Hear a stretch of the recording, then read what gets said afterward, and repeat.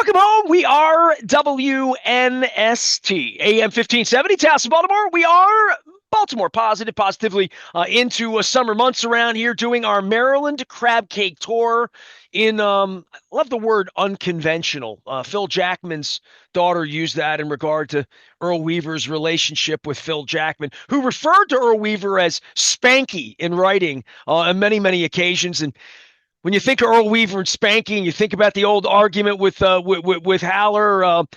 It's or what Ken Kaiser would say at that point.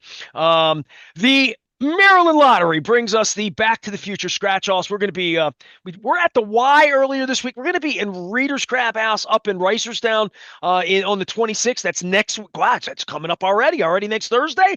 We're also going to be at Costas in Timonium on the 12th of July. We're going to be at 1623 Brewing. I've put a whole ad together. You'll hear it here at WNST. You can find it out at Baltimore Positive. It is all brought to you by our friends at Curio Wellness. I'm wearing my Curio Wellness purple shirt, which can only mean one thing. Luke Jones has been out on the fields with the real Lamar Jackson, the real MVP, as voted on by you and Jamison Hensley and a whole bunch of other people who have press credentials as I don't. How are things in Owings? How's Chad? How's John? How's Eric? How are things? Things are good. I mean, the whole band's in town for a 2-day mini camp, and I even hear the billionaire is out breathing he the same air as the Surfs. I saw Steve Bisciotti, albeit very briefly, but yeah, he's there, and they had the entire 90-man roster, other than Ardarius Washington, who's hurt, and Emory Jones, our third-round pick, who's also hurt, but should be ready for training camp. So all accounted for, everyone there, everyone looks healthy. Guys running around, even a couple guys that were banged up last week, Bo Braid and Chidobe Awuzie, they were back on the field. So, just enough to give you a little taste, a little preview of training camp, and then they're going to go away for 5 weeks again, right? And then 5 weeks from now, it starts for real. Then, you start ramping up, you put the pads on. All these young guys that have made impressions in the spring, we'll see if we say their name again, right? I mean, I always kind of allude to some of those spring all-stars, guys that look great in helmets and shorts, but you put the pads on and suddenly they shrink a little bit. But pretty uneventful day as far as what was on the field on Tuesday, and that's what you kind of expect during minicamp. You don't want to get anyone hurt. But afterwards, we heard from Lamar Jackson, we heard from DeAndre Hopkins. We heard from T. Martin, the quarterback's coach, who talked about Lamar, talked about Cooper Rush, their new backup quarterback, who got plenty of reps this spring to kind of get up to speed. But, with Lamar, the big takeaways were going out of his way. I mean, he wasn't even asked about Mark Andrews directly. I think he was asked about DeAndre Hopkins at the time, and he kind of pivoted mid-thought to really defend Mark Andrews, just in terms of what kind of player he is, what he means to him, how important he's been to the Ravens, all that. And he was asked, as you would expect, about Jair Alexander, his former Louisville teammate, and his quote was, "Go get him, Eric." And he provided the caveat, knowing like, hey, I know it's business, all that, but go get him, Eric. So, those are kind of the headlines from Lamar, and first time we've really heard from him at length since January. But nothing earth-shattering, just asked about January, asked about Buffalo, asked about the next step, asked about DeAndre Hopkins, and it's about what you would expect to hear from the two-time MVP quarterback. Throwing it around. Yeah. I mean, I'd say this. I mean, and I talked about this a little bit when we were talking about OTAs, and you certainly notice a difference, right? When it's Lamar Jackson operating the offense compared to Cooper Rush, who I hope so. Yeah, I mean, of course, and I don't mean that, I don't mean that as any kind of a slight to Lamar or even the other guys. I mean, it's clearly a difference, right? I mean, you're talking about a $52 million quarterback compared to Cooper Rush, who's with incentives might be a $3 or $4 million quarterback. I mean, and you're hoping he doesn't have to play at all, right? I mean, that's how it works. But you certainly notice a difference. And I said this to you even when Lamar was around for the first week of OTAs. I mean, looked great.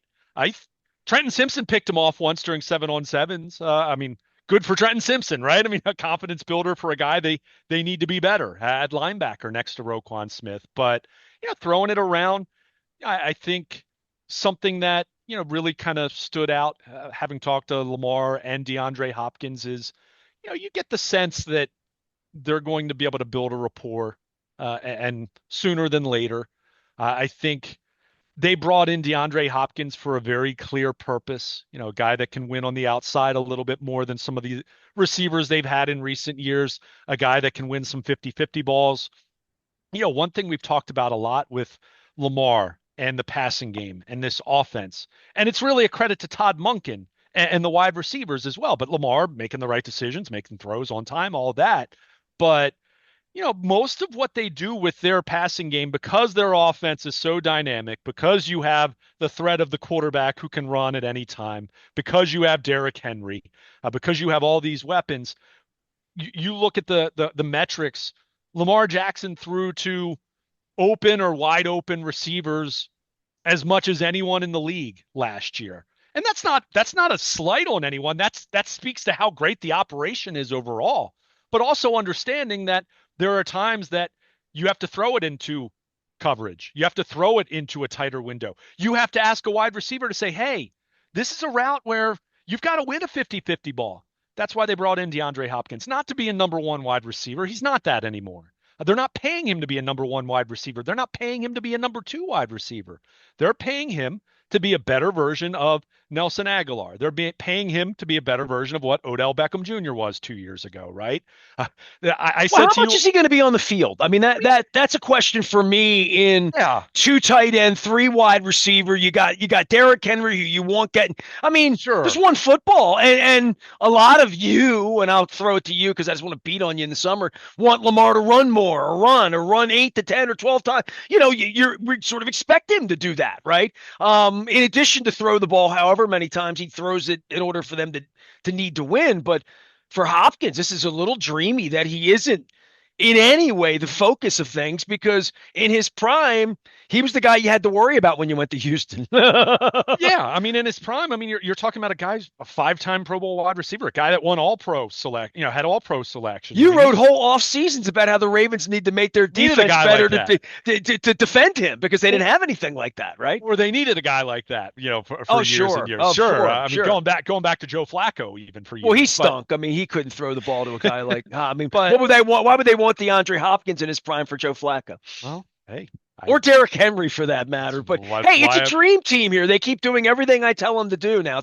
Eric, I appreciate you still listening out there, man. they just need to do it in January, right? I mean, that's what it's all about. But I think with Hopkins, it's a very specific skill set. Look, to answer your question, he's not going to be on the field every play, not even close to it, and you don't really want him to at age 33. I mean, you want it to be more of a specialized role. They're going to be in 11 personnel. When I say 11 personnel for the novice, it's one running back, one tight end, three wide receivers. They're going to be in that personnel because they were in that personnel more last year than they had been under, certainly going back to Greg Roman a couple years ago. So you're going to see that, but he gives them another option on the outside. He gives them someone who can make contested catches. He gives them another target inside the red zone. Is he going to be 1,000-yard receiver? No, I don't expect that. If he is, that means probably something's happened to Zay Flowers or Rashad Bateman, or the tight ends aren't healthy, or their running game isn't quite as insane as it normally is. But I think there's absolutely a path for him to be a guy that, I don't know, 600 receiving yards, but also catches 5 or 6 touchdowns, right? And again, I'm just spitballing here. That's not my serious projection that I'm trying to crunch the numbers. But Well, to your first things point, get him on the field 14 out of the 17 games, and right? Or obviously, whatever right, that number is, right, right? and that's obviously so critical when you're talking about veteran players. I mean, he played last year. I mean, obviously, he started out the year with the Titans. He was traded to Kansas City. What was interesting about his year with the Chiefs was you would think it'd be the opposite, but he made more of an impact early on when he was acquired by the Chiefs. He kind of faded from their offense down the stretch. I mean, I think he caught a touchdown in the Super Bowl, but remember, they were getting boat raced at that point in time by the Eagles. He didn't make a massive impact.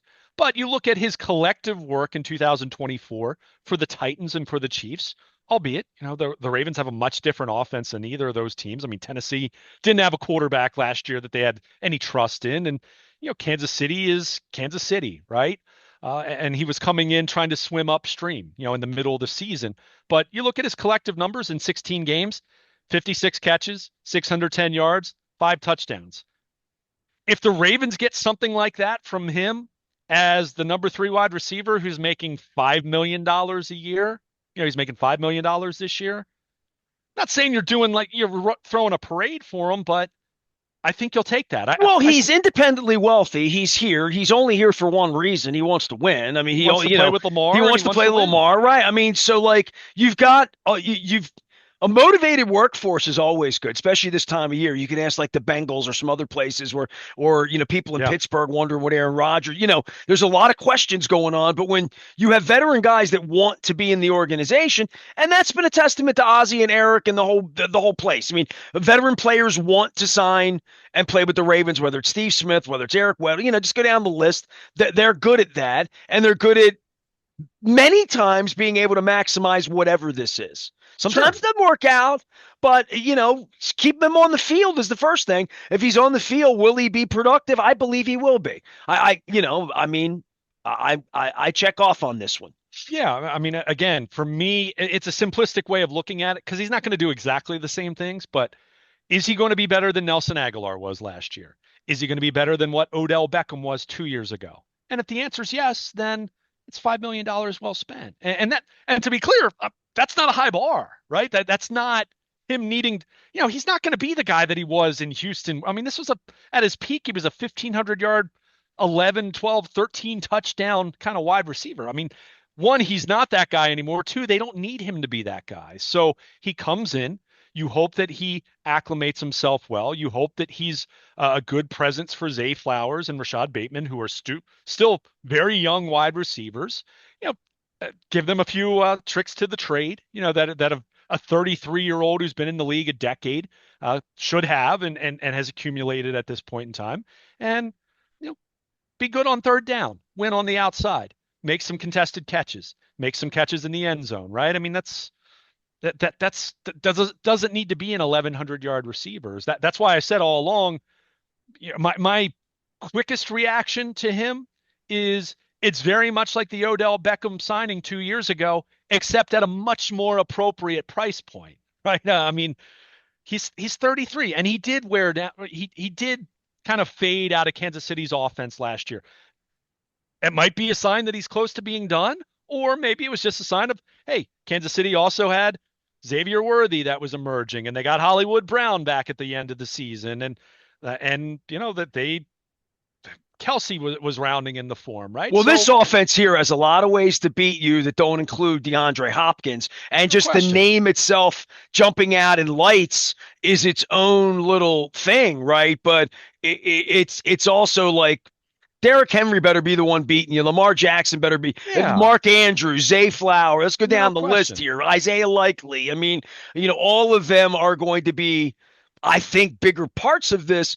But I don't, I'm not going to discount how important Nelson Aguilar was or how important DeAndre Hopkins can be on a 3rd and 7 when you have Lamar on the field. Maybe you don't have Derrick Henry on the field at that point, that he could get the ball. And, no question. I mean, you want him to be a good complementary piece. And that's what they signed him to be. $5 million that's a complementary wide receiver in this day and age. I mean, it sounds kind of crazy to think back, well, it's $5 million, but I mean, the elite of the elite wide receivers now are getting $30 million a year. That's why, going back a couple of weeks ago, I made mention of the Bateman deal. And hey, what does that mean for Zay Flowers in a couple of years? I mean, who knows? I mean, we're going to have to see where this team is roster wise, cap wise, production wise, all of that.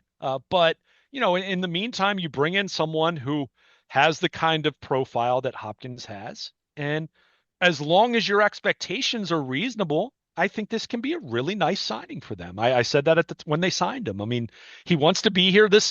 Remember, there had been a couple different points. You go back to Lamar with the contract talk a couple years ago. Remember, who did he want? He wanted Odell Beckham Jr. and DeAndre Hopkins. Well, DeAndre Hopkins was under contract at that point in time with Arizona, so they signed Beckham. They overpaid and they signed Beckham. There was a Lamar tax there, right? I mean, looking back at it in hindsight, they obviously overpaid, but if that helped get the deal done with Lamar, in a long-term sense, it was worth it, even if Beckham was no better than fine at his best for the Ravens when he was healthy. But I think again, the motivation that you mentioned, he wants to win. He got to the Super Bowl last year, didn't win it. Could he have re-signed with Kansas City? I mean, I don't know. I mean, it didn't seem like there was a whole lot of juice for the Chiefs to bring him back. I don't know that for certain. But he signed pretty quickly with the Ravens, and he signed very quickly for very cheap. So it speaks to he wanted to play in Baltimore, specifically wanted to play with Lamar Jackson.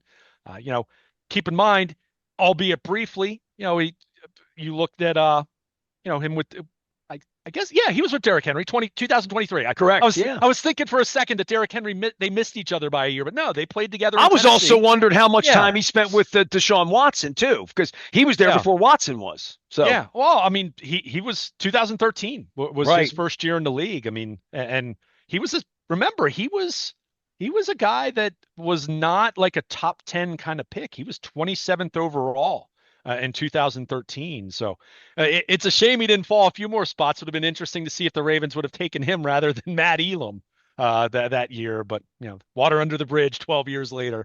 But this guy's had a terrific career, and he's had some injuries in his career, but it hasn't necessarily been. Oh, he's had plenty of years going through 2013, 16 games, 14, 16 games, 2015, 16 games, 16 games, 15 games, 16 games, 15. So get to 2021 and 22. He did have some injuries those 2 years, but 2023, 17 games. Last year, 16 games, and that was even being traded in the middle of the year. So this has been a pretty durable player. Durable. I always say it, guys are durable until they're not anymore. And fully acknowledging he's 33. So you never quite know. But on paper, again, for $5 million, doesn't mean you have to be doing cartwheels over it, but there's no reason to dislike this deal. I said that at the time when they signed him. There's no reason under the sun to not like this deal. Doesn't mean you have to love it. Doesn't mean that you have insane expectations, because you shouldn't. But I think he gives them something in their passing game that they haven't necessarily had a whole lot of. It's another guy that wins on the outside. Lamar has, if you look at the metrics, as much as part of the reputation for Lamar as a passer going back a couple years ago was what? He couldn't throw outside the numbers as well.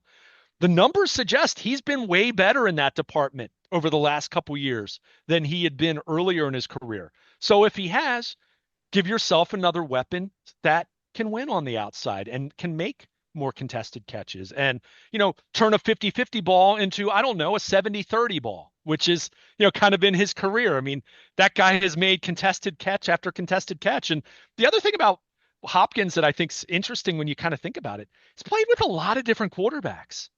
I mean, think about it. Who did this guy start out playing with? This guy was playing with Matt Schaub. That speaks to how long he's been in the league. That Matt Schaub was his quarterback in Houston once upon a time. So, but he's played with a lot of quarterbacks, and some of them not great. And he's still been the productive player that he's been. So, you know, uh, obviously this summer is going to be big for Lamar and Hopkins to build the kind of rapport that they need to build. And it's got to fit. It's got to make sense. To your point, he's not going to be on the field every snap, nor should he. I'm thinking Case Keenum. You got me. But I mean, you think about it. I mean, okay, he was with Kyler Murray in Arizona, but Kyler Murray's had some injuries. I mean, Tennessee. I mean, they tried to make Will Levis a thing, and you see how much they thought of that. They pivoted to Cam Ward with the first pick this year. So he's played with some good quarterbacks too. Don't get me wrong, but he's played with some quarterbacks that have left something to be Well, he's got desired. Lamar in his prime here. He should be okay. Yeah, no question. I mean, whatever is left of DeAndre Hopkins at this point in his career, you'd like to think that the Ravens can maximize it, given everything else you have. This guy doesn't have to. This isn't the Ravens signing Jeremy Maclin in 2017 and he's being miscast as a number one wide receiver because they don't have anyone better, right? This is a situation where Zay Flowers was a Pro Bowl wide receiver last year. Zay Flowers had 1,000 yards last year. Bateman is coming off of a career high kind of season and looked the part of, okay, maybe not a number one, but he's a rock solid number two wide receiver. Yeah, you have Andrews and Likely, right? You have a running game that's the best in football. So Yeah, come in and be part of the gang. Come in and be part of what this is, which is a really explosive offense that, should have no problem scoring points week in and week out, right? And come in and it might be as simple as this. Yeah, DeAndre, you might not have big time numbers, but if you help the Ravens win in week 1 in Buffalo because you make a key catch on third down, or you make a big touchdown catch in the divisional round when you're playing Kansas City, these are the this is what we're at this point, right? I mean, this, part of our sparring back and forth about Derrick Henry last year, it still came back to the same premise that we both had, which was this is all about winning in January. Everything you do, yes, you have to win in the regular season to get to that point, but everything you do, you're thinking in the back of your mind, how is this helping us beat the Chiefs? How is this helping us beat the Bills? How is this helping us beat Cincinnati if we're playing them in January? How does this help us beat the Texans? Go down the list of anyone that you think is going to be in the field come January.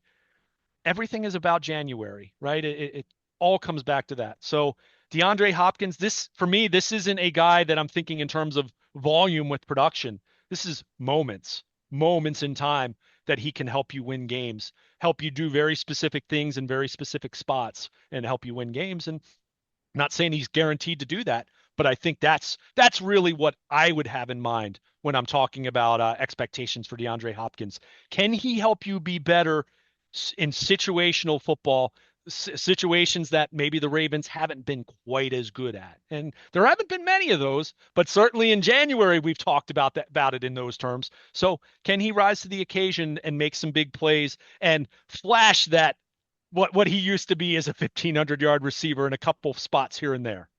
Luke Jones is here. He will be there in Owings Mills as long as they allow him to be there. I will be here as long as, well, our creator is willing. It is summertime around here. The Orioles are on the road. They're up in Yankee Stadium this weekend. We're taking the Maryland Crab Cake Tour on the road. We'll be in Reisterstown next week. We're going to be out in Eldersburg. We're going to be back in Timonium. I had dinner at the new Costas on Monday night. Had a little salmon St. Michael's over there. It was delicious. I'll be doing that in July with Johnny O, our congressman. So we got a lot of things going on. I defended democracy last week. Last thing on the Ravens for me and your observations out there of how things are going and Malachi Starks and just Chuck Pagano, you just Mm-hmm. in a general sense, I look at what's going on in other places and I think to myself, they've got it pretty good right now. And I'm not a wagerer, but if I open things up, if they're not a top 3 to 5 choice, I'd be shocked to win a Super Bowl, right? Like based on health, offseason, where they are, holes, perceptions of Roquan Smith and Marlon Humphrey, and just all of it. All that being said, the kicker. And I'm waiting on the NFL investigation. Is there any word on that, Edward Murrow? We have anything on that? I Nothing to this point, right? I mean, I think a big, say what we want, and obviously you have said a lot, I've said a lot, everyone said a lot about how the Ravens handled that whole thing, but the fact that they moved on when they did and they kind of pivoted from talking about we're going to defer to the league to the point where they then released Justin Tucker, it speaks to the timing not necessarily being swift, right? So I mean, I think logic would tell you that they'd like to probably try to do it sometime during the dead period, which is coming up here over the next 5 weeks, as dead as the NFL gets over the calendar year. But I don't know. Maybe it does drag out longer than that. I have no idea. But, Tyler Loop, unfortunately, he struggled the last couple times we've been out there. I mean, I thought it was interesting. So this was last Wednesday because they canceled last Thursday, which was the final OTA day. Steve Bisciotti was there. And to that point in time, Loop had been excellent. You know me, man. I'm not the guy at this point in my life who's watched enough OTAs over the years that's going to make too much of anything, good or bad. And I want to be clear about that because this isn't me burying Tyler Loop either, because that would be absurd at this point. You don't even think the quarterback needs to be there, but that's another story altogether. Oh, Tyler Loop needs to be there, certainly. But with Steve Bisciotti, he was there last Wednesday. And I thought, okay, this is kind of interesting because Tyler Loop, to this point, it's OTAs, right? He came in rookie camp. They liked what they saw. They moved on from Tucker at that point in time. He's gone through OTAs. I know from having even talked to some people in the organization, they'd been really happy with what they've seen from him. By the way, John Hoyland, the other kicker, I think has looked good too. But they got to last Wednesday. Loop had a rough day. He went, I think it was 5 for 9 with field goals. And I did think it was just interesting looking at it through the lens of, okay, maybe he hasn't felt pressure because OTAs, it's May and June. Like you're not even having like a real line of scrimmage where the defensive line's trying to block the kick. We're not having any of that. So he'd been perfect until that point, for lack of a better term. I mean, maybe he'd missed a field goal here or there, but had been largely perfect, in the context of what they want to see from him this time of year. But he missed 5 of 9, and then he was 2 of 4 on the first day of mandatory minicamp. Do I think that means that Tyler Loop's in trouble or the Ravens are in trouble or anything like that? No, I don't. I don't think it's appropriate to overreact in the same way that I'm not ready to say that he's going to be peak Justin Tucker this coming fall. But it is something to monitor. And the thing that I will say that I think has been reinforced by the fact that Tyler Loop's had a couple rough days and Hoyland was 4 for 4 on Tuesday. That's why they have two kickers, by the way. That's why they have two kickers. And I want to continue to remind over and over and over. Yes, the Ravens used a 6th-round pick on Tyler Loop. And yes, there's even a perception that I've gathered that he's the only kicker that they viewed in their mind as being, quote, draftable, right? From what I've gathered, it sounds like there's not another kicker that they would have drafted. That said, it's a 6th-round pick. You and I could go through the list right now of 6th-round picks who the Ravens didn't even make it to 6th-round picks the way I walked out of movies. Exactly. So that's not to say they don't love Tyler Loop. That's not to say that he's in trouble. That's not me overreacting to 2 rough practices.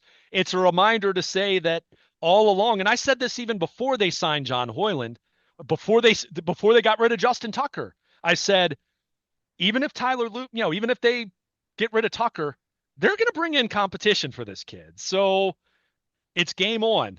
Starting in late July, for the first time in a long time, I'm going to be tracking kicks with regularity. I didn't do that with Justin Tucker over the last decade because what was the point, right? I mean, the guy was the best kicker in football. I'm not going to sit here and breathlessly track his kicking percentage during practices, but they're going to be keeping track of those situations with Loop and with Hoyland now. So I just found it interesting that they had Steve Bisciotti, and I don't think this was like a deliberate thing that the Ravens did. I think Steve Bisciotti just wanted to come to practice and probably said, hey, how's the new kicker looking? Like, how's our Justin Tucker successor looking?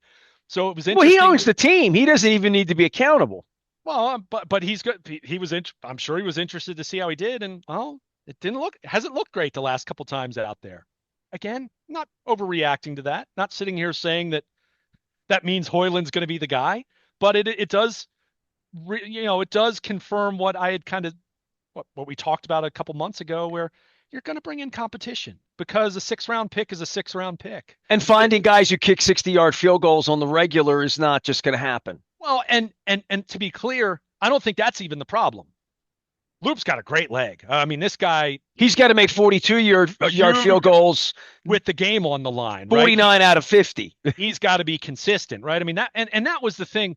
Even though Tucker, the last couple years, we had talked more and more about him not being nearly as reliable beyond 50 yards, and that was true. And that, to be clear, you need that as well, to be very clear. But what you really want is you got to make the layups. You got to make the mid-range jumpers, right? I mean, even though it sounds funny saying that because the mid-range jumper is kind of fallen away from the NBA game at this point in time because it's dunks or three-pointers. There are no Bernard Kings. Yeah, but you need a kicker that can do that, right? You need a kicker that's going to consistently make those 42-yarders, right? I mean, so Loop's got his leg. I'll take over. I'll take that right with Justin Tucker in his prime in terms of leg talent, let's call it. But he's got to be consistent. And, he hasn't been as consistent the last couple times out. I'll leave it at that. Am I worried by that? No, I'm not worried by anything in OTAs that doesn't involve someone suffering a season-ending injury. But, he's got to step it up. There's no doubt. And like I said, in the meantime, John Hoyland's done. He's acquitted himself well, and we're going to see what this competition looks like. And I'll also say Hey, these are the two names now. Come October, they might have a totally different kicker by then. They might have some veteran kicker that they've picked up because neither one of these guys is getting the job done. Luke, I'm going to do something now on camera that I've never done before in 35 years on radio. I'm going to Oh, you're I'm going scaring to me. hold my breath until I get the NFL investigation. Oh, No, I'm just kidding. yeah, don't do that. Don't do that. Yeah, I was going to say you wouldn't want to do that. I'll turn as purple as my shirt. The our Maryland Crab Cake Tour is presented by the Maryland Lottery. I have the Back to the Future scratch offs. I don't know, man. It's summertime. Class dismissed. I need an Alice Cooper song. You're an old teacher. School's out for the summer. I've got senioritis. I've got Owings Mills. I got last place itis. I've got Yankee Stadium in last place itis this week. But thank God I have the Maryland Crab Cake Tour. Is our 27th anniversary coming up? Um, if you're on the radio and listen to the radio at AM 1570 or stream us, however you find us, we're going to be talking about my 27 favorite things to eat, primarily because I want to promote 27 really cool local businesses that I actually go in and give my money to. Folks don't know about some of these places. Some of them, they're on the DL. Some of them I just don't put up on social media. Many of them are my sponsors, and they're not even the things that you think. So it's not going to be 27 crab cakes. We do that every day. Although I did have a delicious crab cake from Clean Cuisine. My pal Jerry joined us over at the Y in Randallstown this week. We also had Councilman Julian Jones on. First time I've ever had Councilman Jones on. I spent about an hour with him. Enjoyed it. He is the councilman in the 4th District, believed to be running for Baltimore County Executive. But more than that, kind of gave me a little civics lesson, and I appreciate that from Julian. And also just you get a civics lesson when you hang out at the Y in Randallstown at the pool. And they actually were playing the YMCA song. They actually were playing the Village. I'm not kidding. I shot a video. I saw it in the pool, aerobics, 35 people, 2 in the afternoon. I text my wife. I'm like, how did I not bring a bathing suit to this gig? But I did not. But they did bring me a crab cake poolside, and I did have a great conversation with the folks at the Y. So we're appreciative of that. And when I say like the Y, I like people like Chris Pike at text me say, "Yeah, I'm a member of the Y. I go to the one in Catonsville," or people say, "Yeah, I'm a Dundalk Y." So my next one will be at the Dundalk Y. It's crazy. Our next show for the Y will be in Dundalk. But my next show for Costas will not be in Dundalk. I'll be in Timonium. We're going to be up there with Johnny O in early July. We're also going to be at Eldersburg at 1623 Brewing. And that's in July too. And we're going to be in lots of places. I really want to do the show at Ando's over at Red Brick Station. I was over there. We're going to be at Zeke's Coffee on a Friday morning with Rasig and all the coffee mafia down there in Lauraville, David and Thomas Rhodes, all of them. And I'm also going to be at D. Pasquale's. I don't have the date worked out, but it's in early July. Pete Caringi's involved in this. So he's already texted me. This is Pete, right? I mean, Coach Pete, Coach Petey, summer coach in the leagues and camps, Petey, says it's going to be the best show of the summer. All right, it's a high bar, Coach, but he did take UMBC to the Final Four in soccer. So it's been fun. I've had Barry Trotz on. I got a text the other day, Luke, before I let you go, and this is kind of the fun part of my life because my life is really weird, right? Like one day I'm in New York, one day I'm at Di Pasquale's, one day I'm at the bar here and doing this and over there and figuring things out, and you're in Owings Mills being a sports guy, and I'm washed up. But I got a text on Tuesday night from Mark Bryan from Hootie and the Blowfish. He's like, "Hey, dude, I'm Oh, playing in DC Friday. I want to come on the show." I'm like, "Okay." The Orioles are in. He's an Oriole fan, so I'm gonna have him tell the story of how I got them the gig doing the national anthem at Oriole Park at Camden Yards, and they were trapped on the golf course at Turf Valley, and the word didn't get to Darius, and the other 3 guys had shown up, and Darius didn't know that he had to sing the national anthem. And this is kind of sort of before Darius was Darius. This is like 1995. This is Only Want to Be With You, Hold My Hand. yeah. And by the way, piece of Hootie and the Blowfish trivia. I had to write this stuff down.